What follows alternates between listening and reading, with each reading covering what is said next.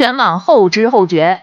肖战的顶级能力远比颜值更惊艳，内娱艺人解约几乎难逃拉扯翻车一地鸡毛，而肖战当年面对的是内娱最罕见、最复杂的3+4方多重合约困局。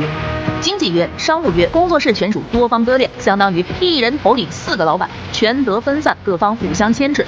一旦遭遇舆论风波，没有任何一方愿意主动兜底维稳，所有人都在观望推诿，等着别人出手。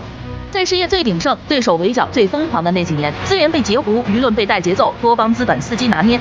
他深陷四面被动的绝境。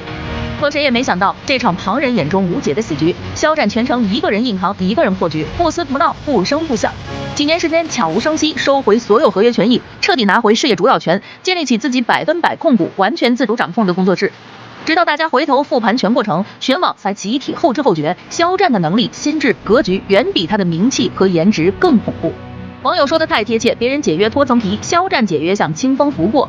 当年他悄悄改掉超长微博前缀，去掉所有挂靠抬头，当天热搜炸榜，阅读量破10亿，粉丝狂欢，全网刷屏，连官媒直播都主动点名，热度掀翻全网。可风波中心的主人公全程不上线、不营销、不造势，几天后才淡然发2条日常。有人感慨，这才是真正的年上气场，沉稳隐忍，掌控全局，遇事不慌，落子从容。网友那段封神评价至今无人超越，他是浪漫的实干派，磊落的野心家，温柔的掌控者，谨慎的破局人，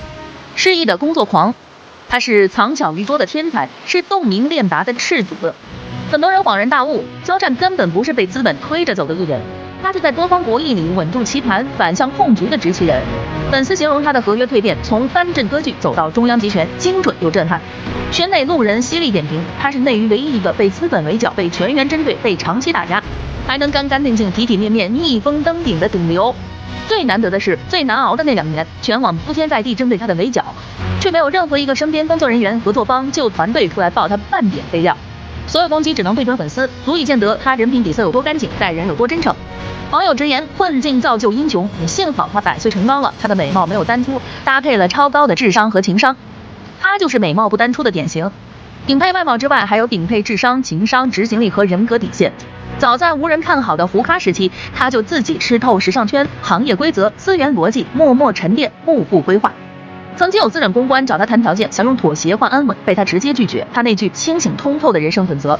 被无数人奉为座右铭。可以不知道自己要什么，但一定要知道自己不要什么。有网友说的特别好，看遍内娱才懂，最顶级的实力从来不是爆红，而是身处乱局不迷失，身处低谷不自弃，身处顶峰不张扬。肖战像《藏海传》里的藏海，也像《十日中烟》里的旗下，极度清醒，极度聪明，极度能破局，却始终心怀善意，守着柔软本心。别人拼热度、拼流量、拼资源，他一直拼心性、拼格局、拼定力。